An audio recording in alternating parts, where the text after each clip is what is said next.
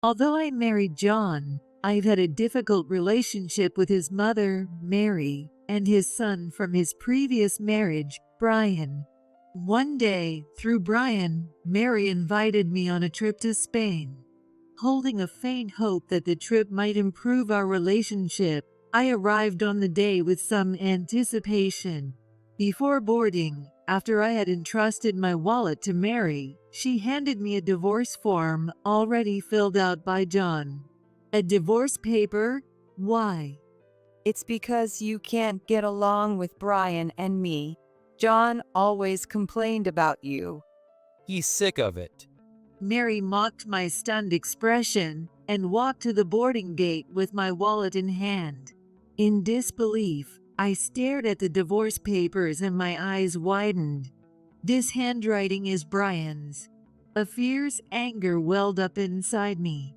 I'll have fun with the real family. The fake mom can sleep outside. To Brian's mocking, I responded with a forced smile. Sure. I've been holding back and enduring it because they are John's family, but no more. I'll make them regret trampling over my feelings. My name is Victoria, and I'm a 50-year-old housewife. While working as a florist, I used my flower coordination certification to take on decorating event venues and wedding reception halls. I divorced 10 years ago due to my husband's infidelity and thought I was done with marriage, but I met John, who runs an event company, 3 years ago and remarried after a year of dating. Unlike my former husband, John isn't great at small talk and struggles with social smiles, but he is sincere and serious. For me, who lost both my parents, he is a reassuring and important presence. I cherish these happy days, but there's one thing that bothers me. My stepson, Brian, still hasn't opened up to me. Of course, I've tried in my own way. As the person in charge of cooking, I was quick to learn about his food preferences, and I bought CDs of his favorite band to create common ground, even getting to know their songs well enough to sing them at karaoke. If a drama came up in conversation, I watched it too, and when I heard about an event with his favorite actor, I gifted him tickets. But it seems all my efforts have missed the mark. Don't try to suck up to me too. When I was told this, I was truly shocked. Suck up? I just want to get along. Then Brian grimaced deeply. I don't plan on becoming family with you. Just leave me alone. His dismissive tone pierced my heart like a knife. The tricky part is, Brian acts all nice to me when John is around. Thinking back to before we were married, when we went out together a few times, Brian would give me a friendly smile and chat. That's why I believed we could get along well after getting married. I was prepared that it would be difficult for Brian, who is already an adult, to call me mom, but he called me worse things when John wasn't around. Hey, old lady. Restock the drinks in the fridge. And hey, where are my socks? It seems he switches up the names depending on his mood. When are you going to get the hang of our family's tastes? My late mom was a much better cook. Pretending to be a mom when you can't even cook properly is just annoying. After being nagged so persistently, I couldn't take it anymore and asked him, Brian, if there are things I'm lacking, can you tell me? I'll try to improve. Then Brian twisted his lips into a sneer. Figure it out yourself. You have a brain, don't you? It's because you're so stupid that you got cheated on. And then Brian continued to taunt me as I remained silent. You're just after Dad's money, aren't you? Dad should have chosen someone younger and prettier. I don't see what he sees in you. Being criticized for my looks, I couldn't argue back. Though John was just an acquaintance from work and as charming as an actor, why he asked me out is still a mystery to me. Once, I overheard a conversation between Brian and his friend and found out that Brian had dropped out of college and was aimlessly drifting. Brian, I lent you $5,000 because you said it was for your training. What? Did I say that? You haven't told your dad that you dropped out of college, have you? You better tell him. Then Brian glared at me with disdain. Shut up. A high school grad should just keep quiet. Listen, if you spill the beans to Dad, remember what will happen. I wonder if Brian wants to discuss it himself? It's obvious that it would be better if Brian talks about it directly rather than me revealing it. After some deliberation, I decided not to tell John about Brian dropping out of college. I really wanted to discuss Brian's cold behavior towards me, but considering John works late every night, I didn't want to burden him with unnecessary worries, so I kept it to myself. After getting married, Brian teamed up with John's mother, Mary, who dislikes me. Mary, who lives just a 30-minute drive away, would drop by unexpectedly and criticize everything, saying the house wasn't clean enough or the meals were meager. One day, I came home from work and was surprised to find Mary cooking dinner in the kitchen. Glancing at the trash can, I saw the ingredients I had prepared that morning ruthlessly discarded. Mary brought the mac and cheese and soup to the table and began eating dinner facing Brian. Brian savored it with a delighted expression. Grandma's mac and cheese really is the best. Right. Mary smiled broadly. Victoria, why don't you learn to cook from Grandma? Then maybe you could make a decent meal. Brian and John, poor things, having to eat lousy food every day, but leaving the care of John and Brian to just work. You really fail as a wife. John is too kind, letting you get away with it. Oh my God, if Grandma's house were closer, I'd go there for dinner every night. I can't understand the nerve of someone who throws away someone else's food ingredients and cheerfully badmouths others while eating dinner. Additionally, my job is part-time, not full-time, so I'm home by the evening. I handle the weekday household chores alone to support John, who is always busy. I really don't understand why Mary complains about me. Essentially, she probably doesn't like that I'm working. I can't understand. Why did John remarry someone like her? Was he deceived? He hasn't realized she's after his wealth. Do you think so too? John is kind and stubborn. I suggested he marry a lady from a family suitable for a CO, but he chose his partner himself and wouldn't listen. After complaining about me to Brian for over 2 hours, Mary left, only leaving John's portion of the dinner. Reluctantly, I was eating some ready-made dishes when Brian looked down at me with pity and smirked. Grandma really hates you as usual. It seems so.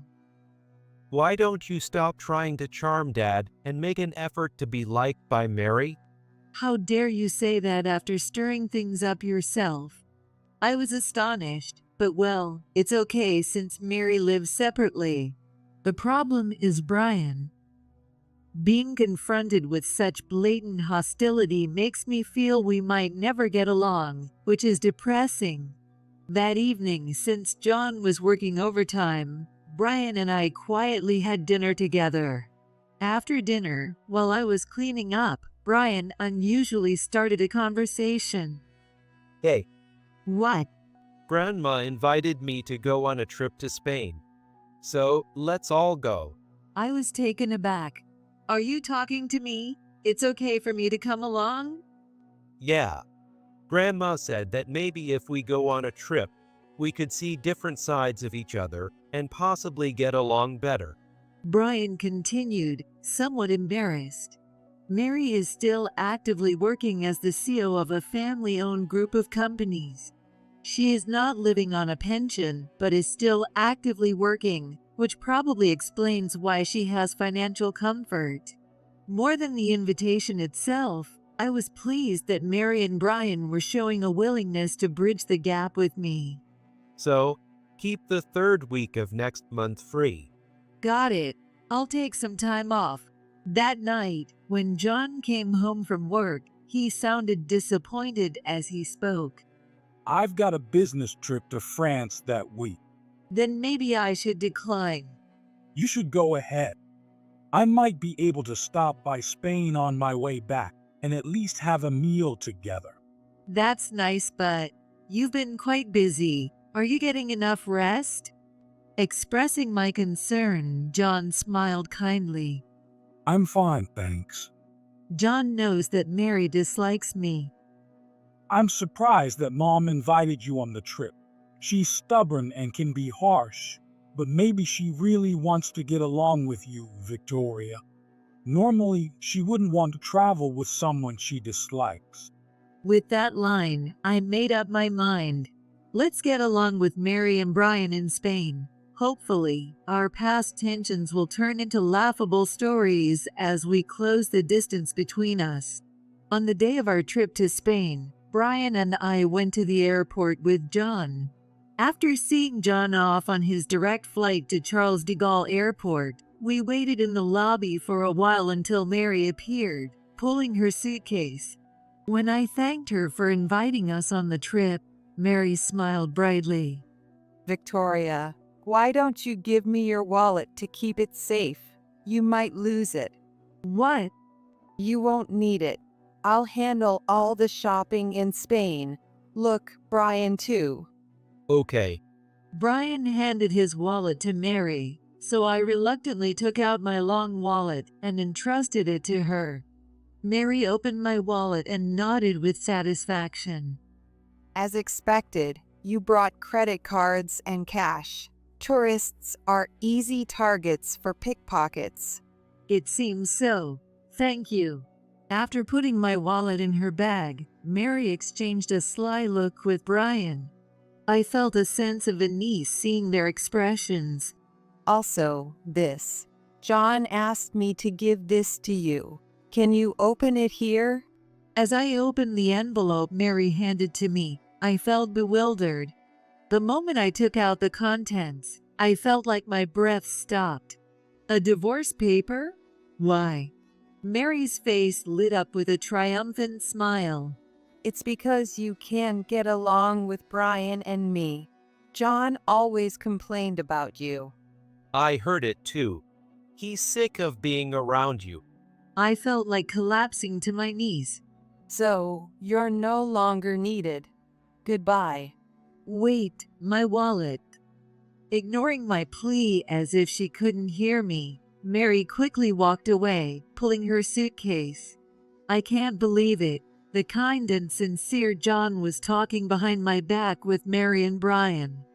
As I stared at the filled-out divorce form, my eyes suddenly widened. This handwriting is Brian's. It resembles John's, but has its unique quirks. My feeling of devastation suddenly turned into fierce anger. I was a fool to trust these two. I was so eager to get along through this trip. Too bad, you poor thing. This might be your last chance ever for an international trip. With a snide smile, Brian blurted out. I'll have fun with the real family. The fake mom can sleep outside. To Brian's mocking, I responded with a forced smile. Sure. I glared at Brian's back until he disappeared into the crowd. I've been holding back and enduring it because they are John's family, but no more. I'll make them regret trampling over my feelings. Although left penniless at the airport, I had no intention of succumbing to Mary and Brian's harassment. I used the transit app on my cell phone to catch a train and calmly made my way home. Brian used to bike to college, and Mary only uses her phone for messages and calls, so they must have forgotten about this. Once home and my anger slightly subdued, I made a call to someone. Afterward, I sat blankly on the sofa for a while. It's unfortunate I couldn't go on the trip to Spain, but if I really want to, I can go anytime. Besides, it wouldn't have been fun with such spiteful people anyway. I comforted myself and spent the day relaxing, reading books, and watching dramas online. Thinking about it, this was the first time since getting married that I've been alone. Usually, even if John is away on business, Brian is around, and Mary makes unexpected visits, so someone is always at home. Though the trip fell through, having a week to myself without having to see Brian or Mary feels like a luxurious vacation in its own right. The next day, after finishing my chores early, I went out to watch a movie and enjoyed some shopping at the mall on my way back. In the afternoon, while I was drinking coffee and watching TV at home, my phone suddenly rang. I had a feeling it would be soon. Annoyed at picking it up right away, I ignored it for a while, but the message tones kept sounding one after another. Reluctantly answering, I was yelled at by Brian. Old lady, get to Spain now. What? Don't be ridiculous. Is that the TV? Are you at home? How can you get back if Grandma stole your wallet and cards? I have a transit app installed on my phone. It has my credit card too, so honestly, I'm not really struggling. Gosh, whatever. Just get over here. What happened? When I asked, Brian said roughly. I made reservations at a 3-star restaurant at the hotel, but they won't let us in. Really? Why is that? I asked him deliberately. That damn owner said, if Victoria isn't accompanying you, we must decline your patronage. So, you missed out on the filet mignon steak? That's too bad. The view from the 36th floor is spectacular, and the meat is tender and delicious, I said to Brian, laughing as he raged on. Brian seemed unable to contain his anger. Even when we tried going to other stores in the hotel, the clerks turned us away at the door. The hotel staff were whispering in Spanish, and it was incredibly uncomfortable. So, we ended up just going to a supermarket outside and had juice and snacks for dinner. There's a supermarket outside the hotel, right? You know it well. Brian muttered suspiciously, then quickly flared up again. Damn it. Why do I have to eat this kind of food after coming all the way to Spain? Grandma got so angry, her blood pressure soared and she had to lie down. It's all your fault. Sorry about that. It made no sense why it would be my fault, but to avoid further hassle, I apologized. Since it's your fault, you should compensate us for the hotel and meals. It's only fair since you made us feel bad. I laughed in disbelief. Sure, Really? Yes. but only if you return the $5,000 you borrowed from me. Please do that before I file the divorce papers. Oh, looks like even if I add the hotel and meal expenses, there'll be some change left over. Brian suddenly fell silent. No doubt, he intended to default on his debt to me amidst the divorce confusion. Of course, I have no intention of divorcing at all. After a brief silence, Brian spat out with venom. Just give me the $5,000 as a gift. You are so stingy. This is why poor people stay poor. He was ranting as much as he wanted. At this point, I was almost amused beyond being angry. Then, I heard Mary's voice from behind Brian. Brian, are you talking to Victoria? Yes, Grandma. If you have something to say to her, better say it before the divorce. We won't be seeing her much longer. Let me have the phone. Victoria, was your maiden name Smith? Mary asked with a tense voice. Yes, that's right. I had been expecting this question. So, are you perhaps the daughter of the Smith group? Yes, my brother took over, so it's strange to call me the daughter now. There was a shriek from the other end of the line. It seemed like Mary almost fainted, and I could hear Brian panicking. Grandma, what's wrong? If you're feeling ill, you should rest. No, I'm fine. So that's why we got reservations at the popular restaurant so easily. Mary muttered in shock. The Smith Group, that's the chain known for catering to celebrities, right? It's very popular even overseas. After a pause, Brian yelled. What? Victoria is a Smith Group's daughter. Seems so. What? I didn't know that. Were you hiding it? What a nasty character. I responded coolly to Brian's rants. That's strange. I mentioned it during the pre-marriage introduction. John definitely knows. Really, did you? I've been so forgetful lately. They probably never paid proper attention to what I said. I added, my father was the president of Smith before he passed away. I inherited his estate, so I have never been in need of money. I didn't marry John for his money. Oh, really? Then why do you even work at a flower shop? You could live on John's earnings alone. A wife should quit her jobs and devote herself to her husband and children. That's right. Well, then I'll take the $5,000 after all. I should have asked for more money from someone rich like you. I missed a chance. Despite being shocked to learn about my background, Mary and Brian quickly recovered and reverted to their usual tones, showering me with snide remarks.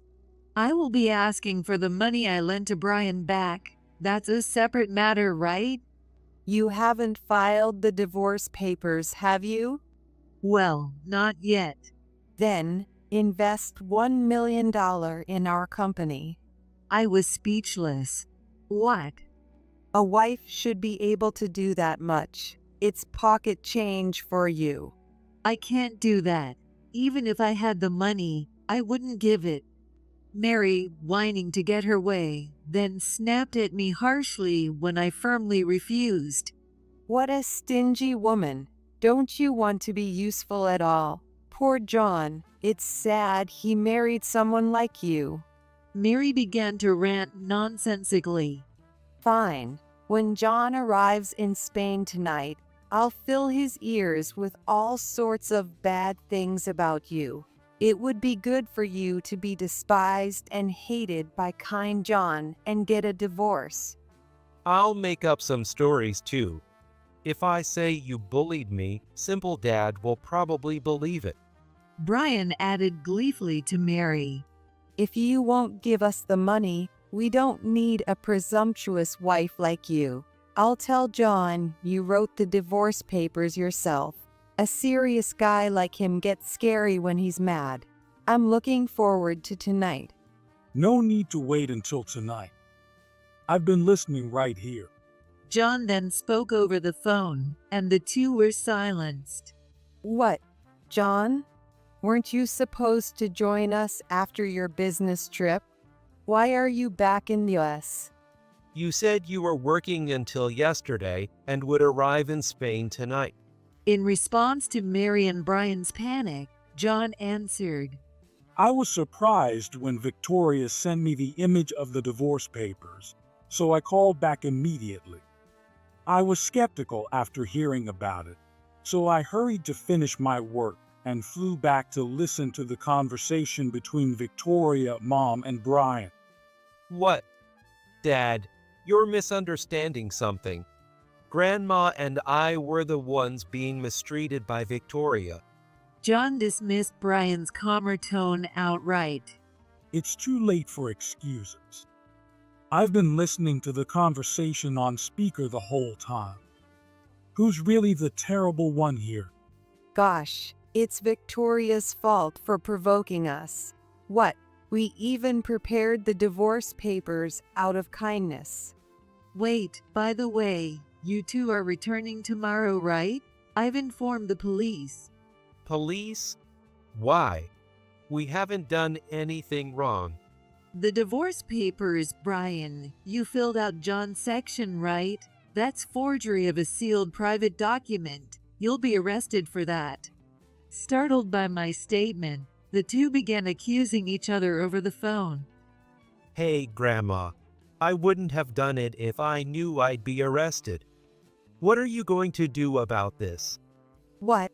I have nothing to do with this. It was Brian who planned and executed this mean trick on Victoria. What? Don't mess with me. Brian yelled at Mary over the phone. The conversation isn't over yet. Mom, Brian quit college on his own and was spending a lot at nightclubs. And you not only turned a blind eye, but also gave him pocket money, right? Yes, that's right. What's wrong with giving my dear grandson Brian some money? That's right. That's right. Brian chimed in as Mary brazenly admitted it. John then coldly stated, It's fine to give pocket money, but it's a serious crime if you embezzled funds from the company. What? That's bad.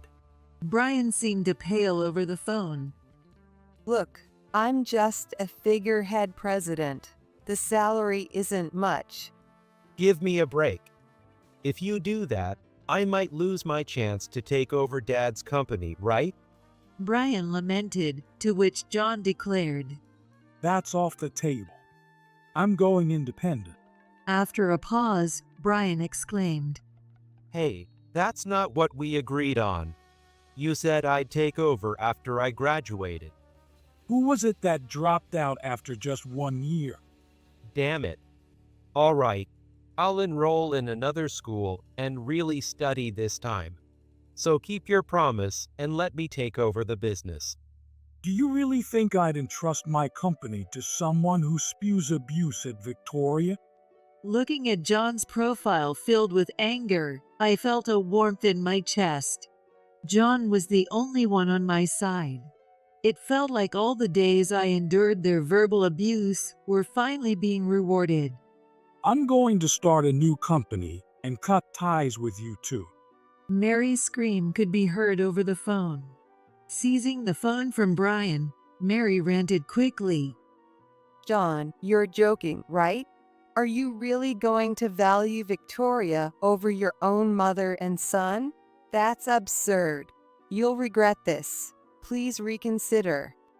If I consider how you and Brian have treated Victoria, it seems only fair.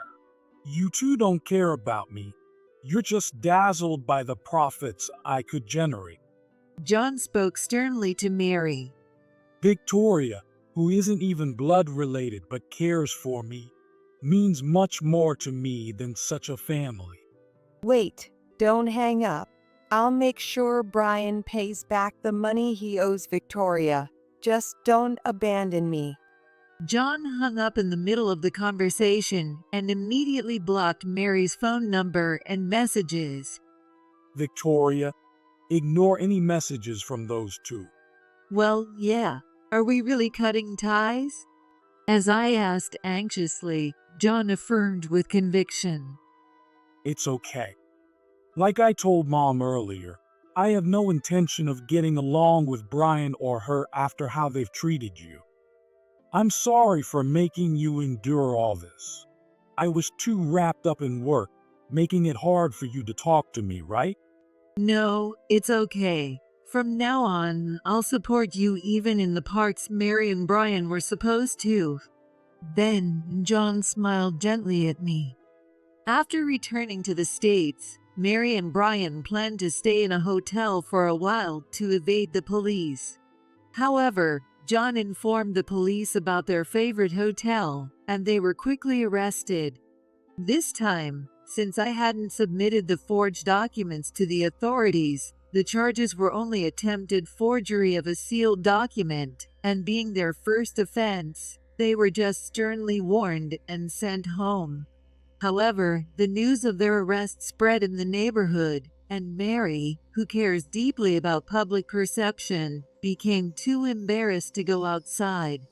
Moreover, because she embezzled company funds, she was removed from her position as chairperson during the trip and is now unemployed. When relatives visited Mary's house, they found her confined in a dim room, wearing filthy pajamas, which is a far cry from her fashionable past. Brian, having been kicked out of the house, was also discovered to have borrowed money not only from Mary, but from several relatives to fund his nightlife. With the relatives now aware that John had cut ties with them, and fearing being defrauded, they demanded immediate repayment from Brian. To prevent him from escaping, one relative allowed him to live at their house and made him work doing odd jobs at their business.